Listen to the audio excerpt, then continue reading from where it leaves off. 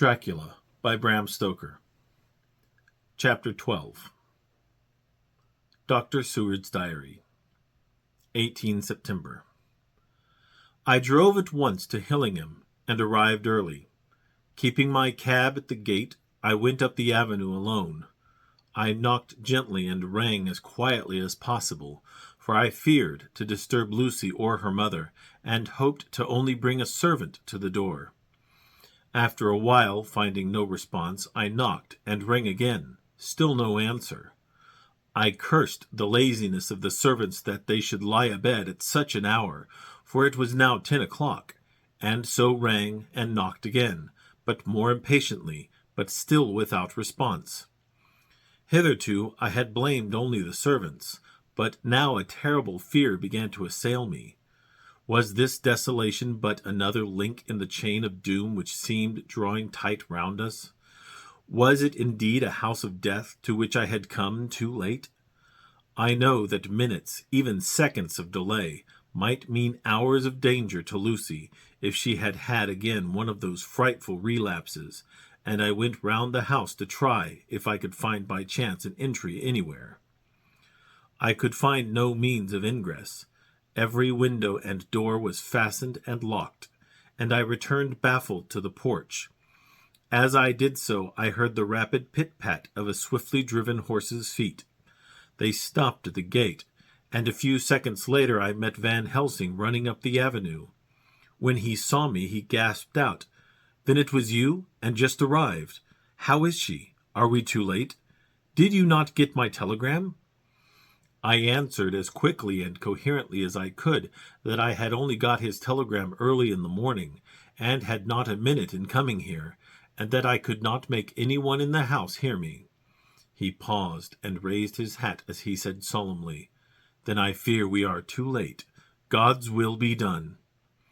With his usual recuperative energy he went on, "Come, if there be no way open to get in, we must make one. Time is all in all to us now." We went round to the back of the house, where there was a kitchen window. The professor took a small surgical saw from his case, and, handing it to me, pointed to the iron bars which guarded the window. I attacked them at once, and had very soon cut through 3 of them. Then, with a long, thin knife, we pushed back the fastening of the sashes, and opened the window. I helped the professor in, and followed him. There was no one in the kitchen, or in the servants' rooms, which were close at hand. We tried all the rooms as we went along, and in the dining-room, dimly lit by rays of light through the shutters, found 4 servant women lying on the floor. There was no need to think them dead, for their stertorous breathing and the acrid smell of laudanum in the room left no doubt as to their condition. Van Helsing and I looked at each other, and as we moved away he said, "We can attend to them later." Then we ascended to Lucy's room. For an instant or two we paused at the door to listen, but there was no sound that we could hear. With white faces and trembling hands we opened the door gently and entered the room. How shall I describe what we saw? On the bed lay 2 women, Lucy and her mother. The latter lay farthest in, and she was covered with a white sheet, the edge of which had been blown back by the draught through the broken window, showing the drawn white face, with a look of terror fixed upon it. By her side lay Lucy, with face white and still more drawn. The flowers which had been round her neck we found upon her mother's bosom, and her throat was bare, showing the 2 little wounds which we had noticed before, but looking horribly white and mangled. Without a word the professor bent over the bed, his head almost touching poor Lucy's breast. Then he gave a quick turn of his head, as of one who listens, and leaping to his feet he cried out to me, "It is not yet too late. Quick, quick, bring the brandy." I flew downstairs and returned with it, taking care to smell and taste it, lest it too were drugged, like the decanter of sherry which I found on the table. The maids were still breathing, but more restlessly, and I fancied that the narcotic was wearing off. I did not stay to make sure, but returned to Van Helsing. He rubbed the brandy, as on another occasion, on her lips and gums, and on her wrists and the palms of her hands. He said to me, "I can do this, all that can be at the present. You go wake those maids. Flick them in the face with a wet towel, and flick them hard. Make them get heat and fire and a warm bath. This poor soul is nearly as cold as that beside her. She will need to be heated before we can do anything more." I went at once, and found little difficulty in waking 3 of the women. The 4th was only a young girl, and the drug had evidently affected her more strongly, so I lifted her on the sofa and let her sleep. The others were dazed at first, but as remembrance came back to them, they cried and sobbed in a hysterical manner. I was stern with them, however, and would not let them talk. I told them that one life was bad enough to lose, and if they delayed, they would sacrifice Miss Lucy. So, sobbing and crying, they went about their way, half clad as they were, and prepared fire and water. Fortunately, the kitchen and boiler fires were still alive, and there was no lack of hot water. We got a bath, and carried Lucy out as she was, and placed her in it. Whilst we were busy chafing her limbs, there was a knock at the hall door. One of the maids ran off, hurried on some more clothes, and opened it. Then she returned, and whispered to us that there was a gentleman who had come with a message from Mr. Holmwood. I bade her simply tell him that he must wait, for we could see no one now. She went away with the message, and, engrossed with our work, I clean forgot all about him. I never saw in all my experience the professor work in such deadly earnest. I knew, as he knew, that it was a stand-up fight with death, and in a pause told him so. He answered me in a way that I did not understand, but with the sternest look that his face could wear. If that were all, I would stop here where we are now, and let her fade away into peace, for I see no light in life over her horizon. He went on with his work with, if possible, renewed and more frenzied vigor. Presently, we both began to be conscious that the heat was beginning to be of some effect. Lucy's heart beat a trifle more audibly to the stethoscope, and her lungs had a perceptible movement. Van Helsing's face almost beamed. As we lifted her from the bath and rolled her in a hot sheet to dry her, he said to me, "The first gain is ours. Check to the king." We took Lucy into another room, which had by now been prepared, and laid her in bed and forced a few drops of brandy down her throat. I noticed that Van Helsing tied a soft silk handkerchief round her throat. She was still unconscious, and was quite as bad as, if not worse than, we had ever seen her. Van Helsing called in one of the women, and told her to stay with her and not to take her eyes off her till we returned, and then beckoned me out of the room. "We must consult as to what is to be done," he said as we descended the stairs. In the hall he opened the dining-room door, and we passed in, he closing the door carefully behind him. The shutters had been opened, but the blinds were already down, with that obedience to the etiquette of death which the British woman of the lower classes always rigidly observes. The room was therefore dimly dark. It was, however, light enough for our purposes. Van Helsing's sternness was somewhat relieved by a look of perplexity. He was evidently torturing his mind about something, so I waited for an instant, and he spoke. "What are we to do now? Where are we to turn for help? We must have another transfusion of blood, and that soon, or that poor girl's life won't be worth an hour's purchase. You are exhausted already. I am exhausted too. I fear to trust those women, even if they would have courage to submit. What are we to do for someone who will open his veins for her? What's the matter with me, anyhow?" The voice came from the sofa across the room, and its tones brought relief and joy to my heart, for they were those of Quincey Morris. Van Helsing started angrily at the first sound, but his face softened, and a glad look came into his eyes as I cried out, "Quincey Morris!" and rushed towards him with outstretched hands. "What brought you here?" I cried as our hands met. "I guess art is the cause." He handed me a telegram. "Have not heard from Seward for 3 days, and am terribly anxious. Cannot leave. Father still in same condition. Send me word how Lucy is. Do not delay. Holmwood." "I think I came just in the nick of time. You know you have only to tell me what to do." Van Helsing strode forward and took his hand, looking him straight in the eyes as he said, "A brave man's blood is the best thing on this earth when a woman is in trouble. You're a man, and no mistake. Well, the devil may work against us for all he's worth, but God sends us men when we want them." Once again we went through that ghastly operation. I have not the heart to go through with the details. Lucy had got a terrible shock, and it told on her more than before, for though plenty of blood went into her veins, her body did not respond to the treatment as well as on the other occasions. Her struggle back into life was something frightful to see and hear. However, the action of both heart and lungs improved, and Van Helsing made a subcutaneous injection of morphia, as before, and with good effect. Her faint became a profound slumber.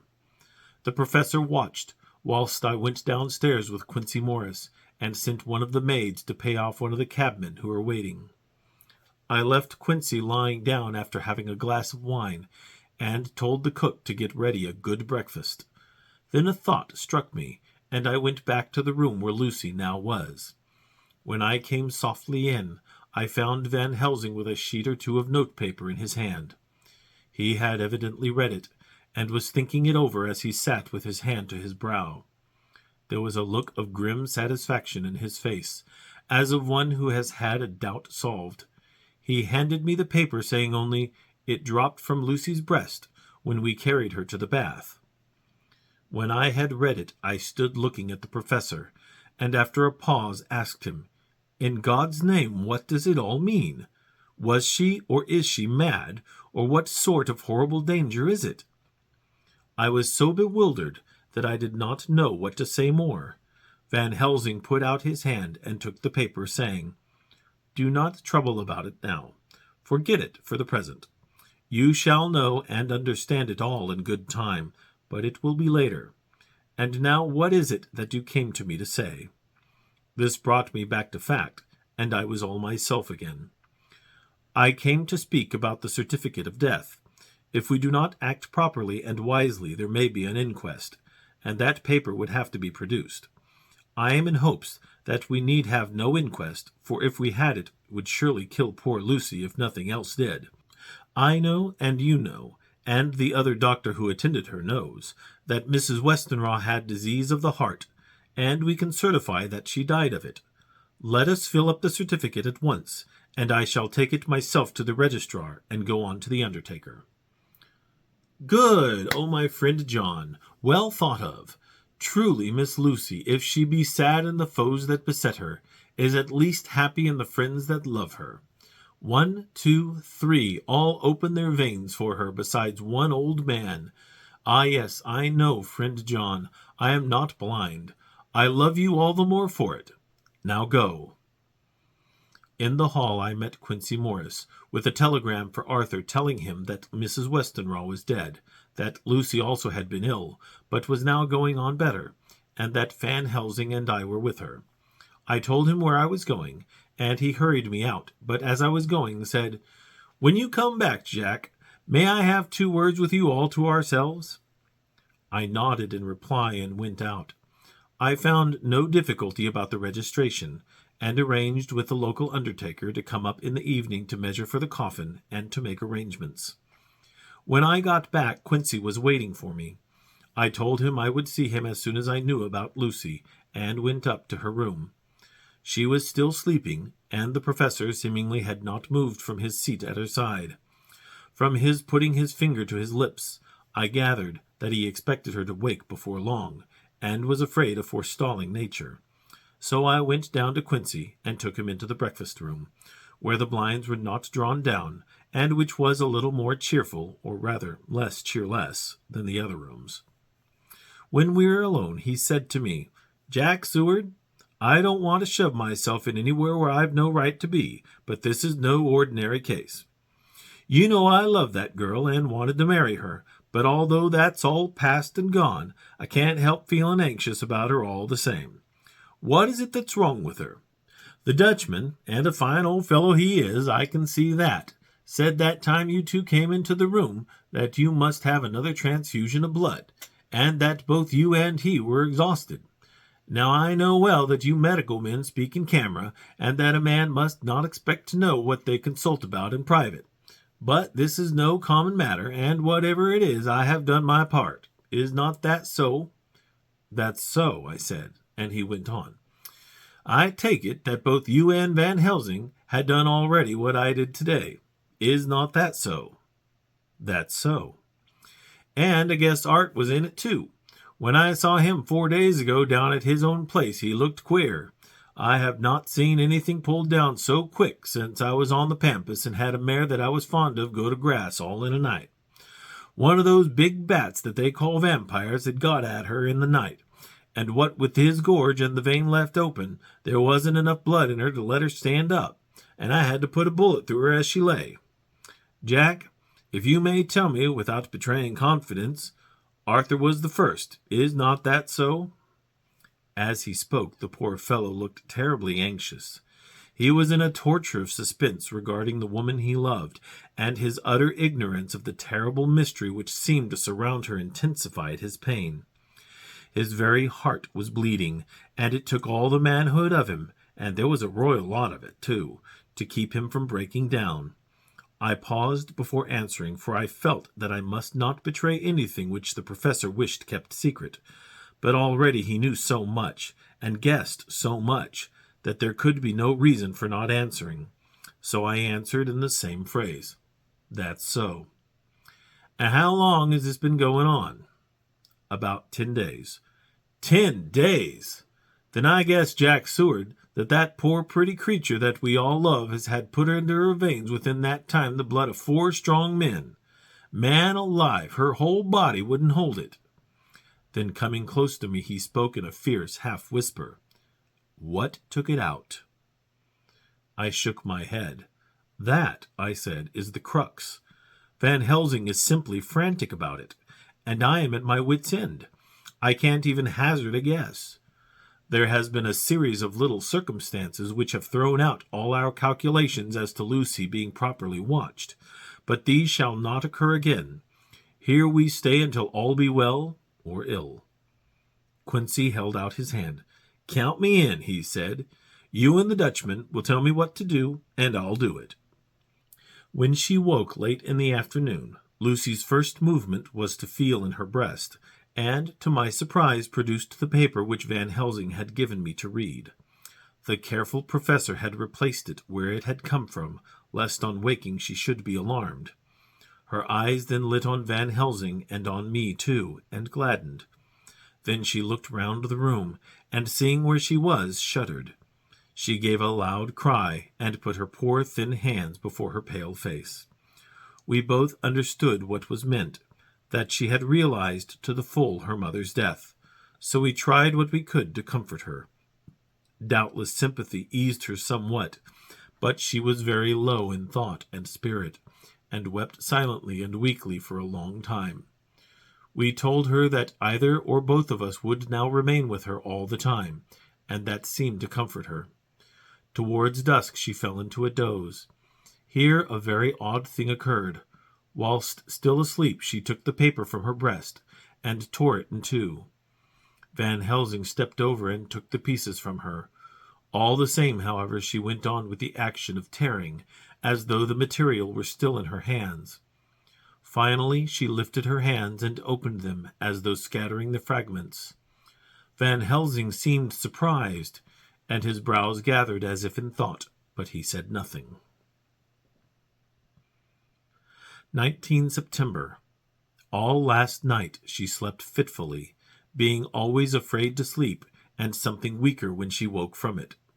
The professor and I took in turns to watch, and we never left her for a moment unattended.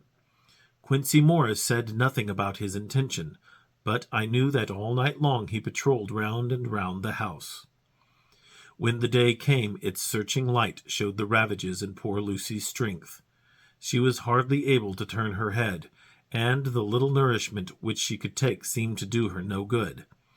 At times she slept, and both Van Helsing and I noticed the difference in her between sleeping and waking. Whilst asleep she looked stronger, although more haggard, and her breathing was softer. Her open mouth showed the pale gums drawn back from the teeth, which looked positively longer and sharper than usual. When she woke, the softness of her eyes evidently changed the expression, for she looked her own self, although a dying one. In the afternoon she asked for Arthur, and we telegraphed for him. Quincy went off to meet him at the station. When he arrived it was nearly 6 o'clock, and the sun was setting full and warm, and the red light streamed in through the window and gave more color to the pale cheeks. When he saw her, Arthur was simply choking with emotion, and none of us could speak. In the hours that had passed, the fits of sleep, or the comatose condition that passed for it, had grown more frequent, so that the pauses when conversation was possible were shortened. Arthur's presence, however, seemed to act as a stimulant. She rallied a little, and spoke to him more brightly than she had done since we arrived. He, too, pulled himself together, and spoke as cheerily as he could, so that the best was made of everything.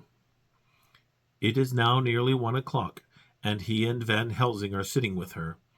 I am to relieve them in a quarter of an hour, and I am entering this on Lucy's phonograph. Until 6 o'clock they are to try to rest. I fear that tomorrow will end our watching, for the shock has been too great. The poor child cannot rally. God help us all.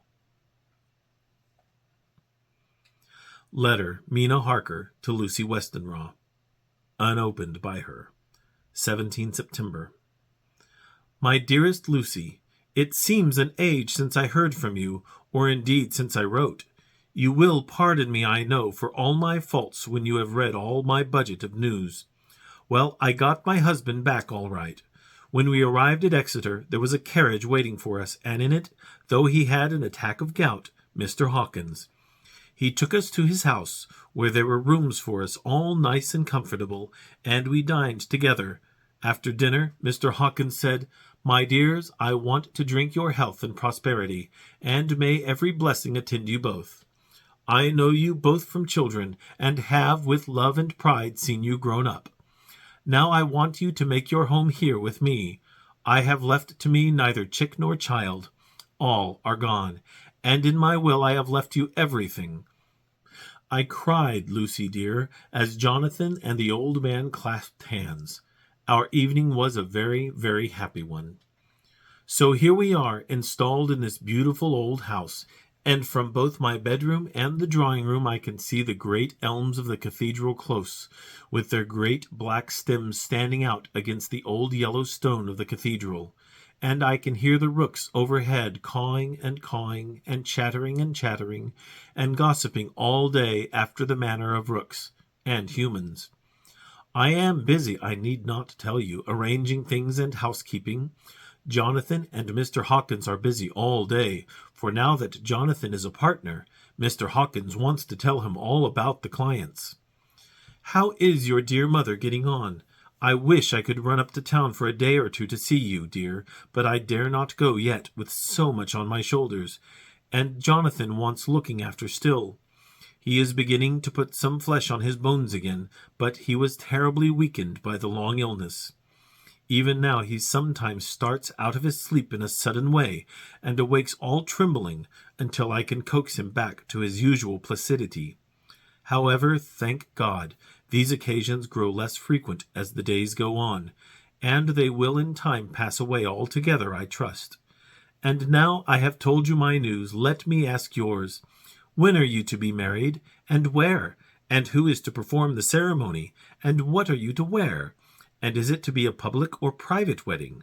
Tell me all about it, dear. Tell me all about everything, for there is nothing which interests you which will not be dear to me. Jonathan asks me to send his respectful duty, but I do not think that is good enough from the junior partner of the important firm Hawkins and Harker. And so, as you love me, and he loves me, and I love you with all the moods and tenses of the verb, I send you simply his love instead. Goodbye, my dearest Lucy, and blessings on you. Yours, Mina Harker. Report from Patrick Hennessy, M.D., MRCSLK, QCPI, etc., etc., to John Seward, M.D. 20 September. My dear Sir, In accordance with your wishes, I enclose report of the conditions of everything left in my charge. With regard to patient Renfield, there is more to say. He has had another outbreak which might have had a dreadful ending, but which, as it fortunately happened, was unattended with any unhappy results. This afternoon a carrier's cart with 2 men made a call at the empty house whose grounds abut on ours, the house to which you will remember the patient twice ran away. The men stopped at our gate to ask the porter their way, as they were strangers. I was myself looking out of the study window, having a smoke after dinner, and saw one of them come up to the house. As he passed the window of Renfield's room, the patient began to rate him from within, and called him all the foul names he could lay his tongue to. The man, who seemed a decent fellow enough, contented himself by telling him to shut up for a foul-mouthed beggar, whereon our man accused him of robbing him and wanting to murder him, and said that he would hinder him if he were to swing for it. I opened the window and signed to the man not to notice, so he contented himself after looking the place over, and making up his mind as to what kind of place he had got to by saying, "Lord bless you, sir, I wouldn't mind what was said to me in a bloomin' madhouse. I pity ye and the governor for not having to live in the house with a wild beast like that." Then he asked his way civilly enough, and I told him where the gate of the empty house was. He went away, followed by threats and curses and revilings from our man. I went down to see if I could make out any cause for his anger, since he is usually such a well-behaved man, and except his violent fits, nothing of the kind had ever occurred. I found him, to my astonishment, quite composed, and most genial in his manner. I tried to get him to talk of the incident, but he blandly asked me questions as to what I meant, and led me to believe that he was completely oblivious of the affair. It was, I am sorry to say, however, only another instance of his cunning, for within half an hour I heard of him again. This time he had broken out through the window of his room, and was running down the avenue. I called to the attendants to follow me, and ran after him, for I feared he was intent on some mischief. My fear was justified when I saw the same cart which had passed before coming down the road, having on it some great wooden boxes. The men were wiping their foreheads, and were flushed in the face, as if with violent exercise. Before I could get up to him, the patient rushed at them, and, pulling one of them off the cart, began to knock his head against the ground. If I had not seized him just at the moment, I believe he would have killed the man there and then. The other fellow jumped down and struck him over the head with the butt end of his heavy whip. It was a horrible blow, but he did not seem to mind it, but seized him also, and struggled with the 3 of us, pulling us to and fro as if we were kittens. You know I am no light weight, and the others were both burly men. At first he was silent in his fighting, but as we began to master him, and the attendants were putting a strait waistcoat on him, he began to shout, "I'll frustrate them! They shan't rob me! They shan't murder me by inches! I'll fight for my lord and master!" and all sorts of similar incoherent ravings. It was with very considerable difficulty that they got him back to the house, and put him in the padded room. One of the attendants, Hardy, had a finger broken. However, I set it all right, and he is going on well. The 2 carriers were at first loud in their threats of actions for damages, and promised to rain all the penalties of the law on us. Their threats were, however, mingled with some sort of indirect apology for the defeat of the 2 of them by a feeble madman. They said that if it had not been for the way their strength had been spent in carrying and raising the heavy boxes to the cart, they would have made short work of him. They gave as another reason for their defeat the extraordinary state of drouth to which they had been reduced by the dusty nature of their occupation, and the reprehensible distance from the scene of their labors of any place of public entertainment. I quite understood their drift, and after a stiff glass of strong grog, or rather more of the same, and with each a sovereign in hand, they made light of the attack, and swore that they would encounter a worse madman any day for the pleasure of meeting so bloomin' good a bloke as your correspondent. I took their names and addresses in case they might be needed. They are as follows: Jack Smollett of Dudding's Rents, King George's Road, Great Walworth, and Thomas Snelling, Peter Farley's Row, Guide Court, Bethnal Green. They are both in the employment of Harris and Sons. Moving and Shipment Company, Orange Masters Yard, Soho. I shall report to you any matter of interest occurring here, and shall wire you at once if there is anything of importance. Believe me, dear sir, yours faithfully, Patrick Hennessy. Letter, Mina Harker to Lucy Westenra, unopened by her. 18 September. My dearest Lucy, such a sad blow has befallen us. Mr. Hawkins has died very suddenly.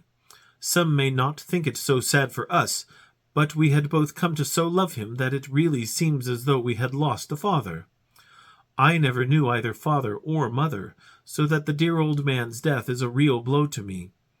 Jonathan is greatly distressed.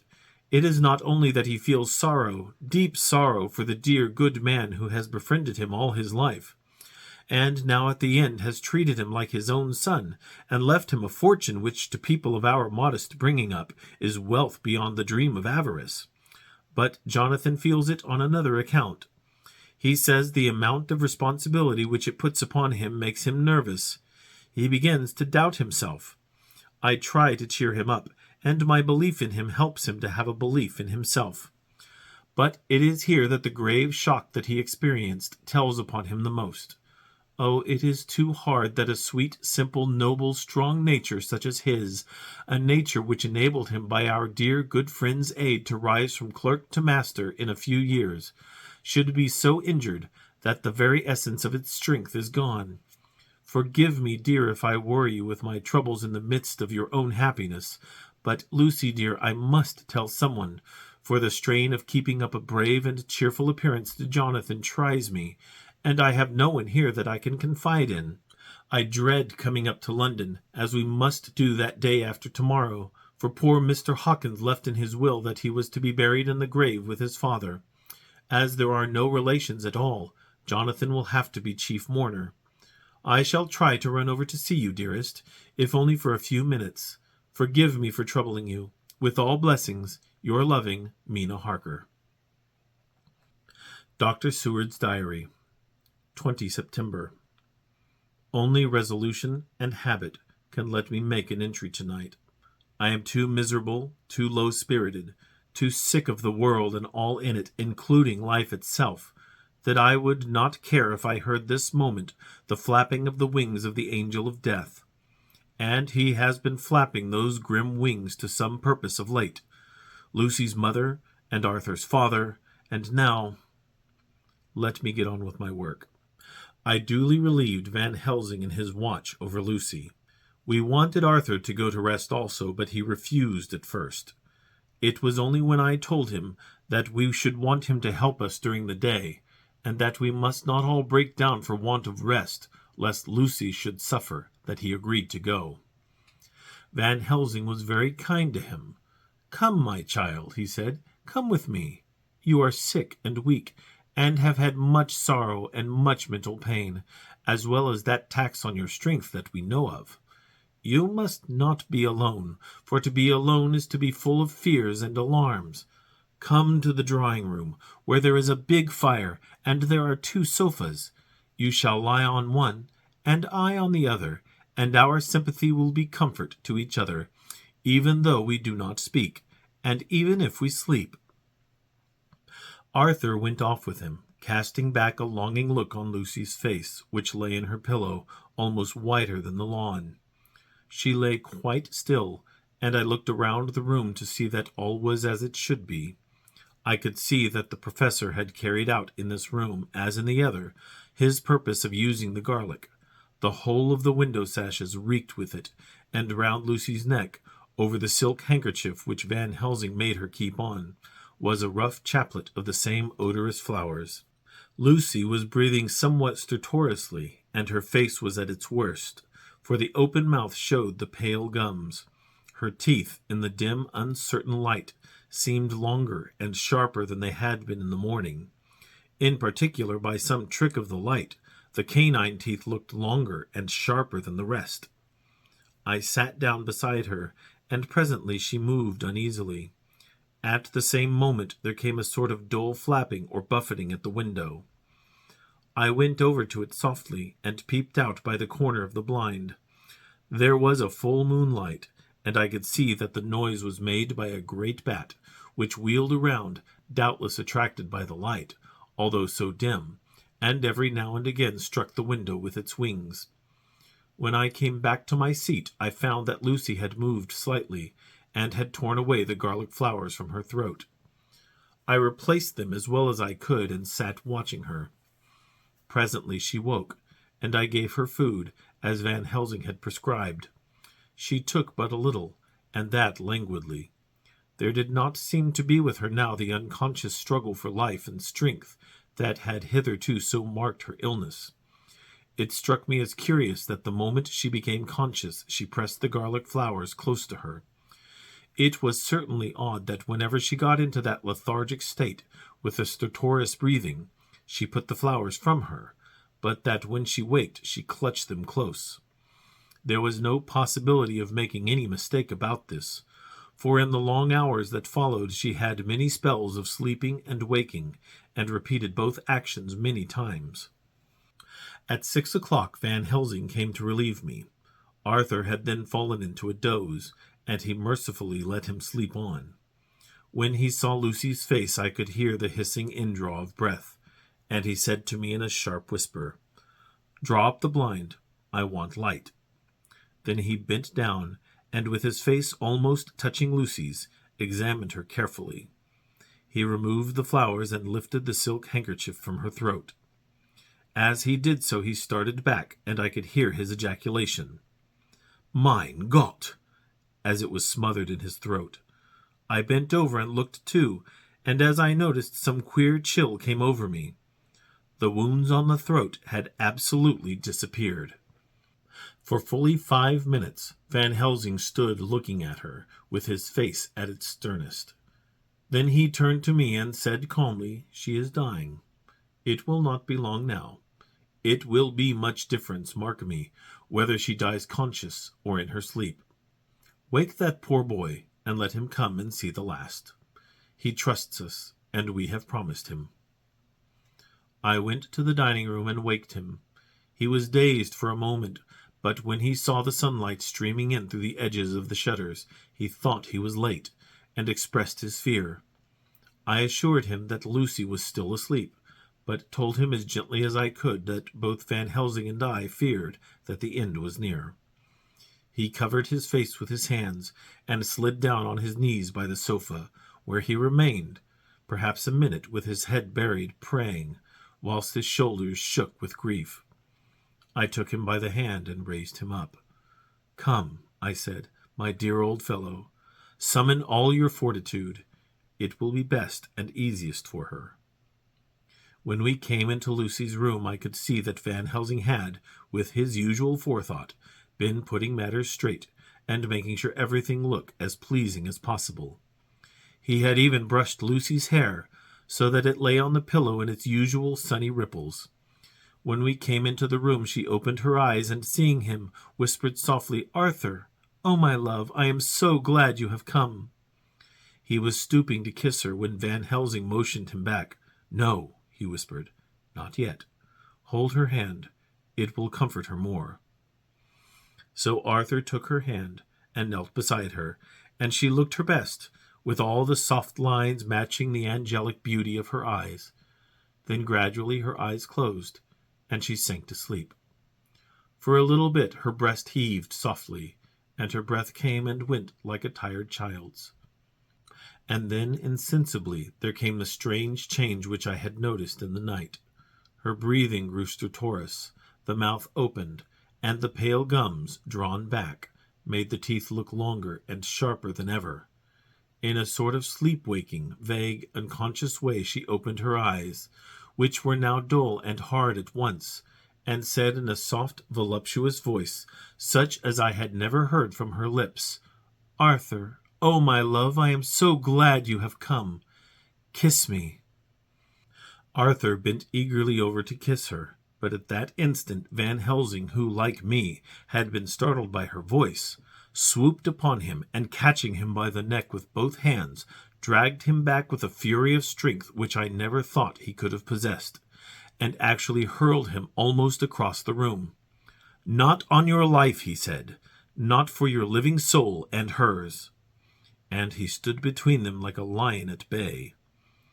Arthur was so taken aback that he did not for a moment know what to do or say, and before any impulse of violence could seize him, he realized the place and the occasion, and stood silent, waiting. I kept my eyes fixed on Lucy, as did Van Helsing, and we saw a spasm as of rage flit like a shadow over her face. The sharp teeth clamped together. Then her eyes closed, and she breathed heavily. Very shortly after she opened her eyes in all their softness, and putting out her poor, pale, thin hand, took Van Helsing's great brown one. Drawing it close to her, she kissed it. "My true friend," she said in a faint voice, but with untellable pathos, "my true friend and his. Oh, guard him and give me peace." "I swear it," he said solemnly, kneeling beside her and holding up his hand as one who registers an oath. Then he turned to Arthur and said to him, "Come, my child, take her hand in yours and kiss her on the forehead, and only once." Their eyes met instead of their lips, and so they parted. Lucy's eyes closed, and Van Helsing, who had been watching closely, took Arthur's arm and drew him away. And then Lucy's breathing became stertorous again, and all at once it ceased. "It is all over," said Van Helsing. "She is dead." I took Arthur by the arm and led him away to the drawing-room, where he sat down and covered his face with his hands, sobbing in a way that nearly broke me down to see. I went back to the room and found Van Helsing looking at poor Lucy, and his face was sterner than ever. Some change had come over her body. Death had given back part of her beauty, for her brow and cheeks had recovered some of their flowing lines. Even the lips had lost their deadly pallor. It was as if the blood, no longer needed for the working of the heart, had gone to make the harshness of death as little rude as might be. We thought her dying whilst she slept, and sleeping when she died. I stood beside Van Helsing and said, "Ah, well, poor girl, there is peace for her at last. It is the end." He turned to me and said with grave solemnity, "Not so, alas, not so. It is only the beginning." When I asked him what he meant, he only shook his head and answered, "We can do nothing as yet. Wait and see."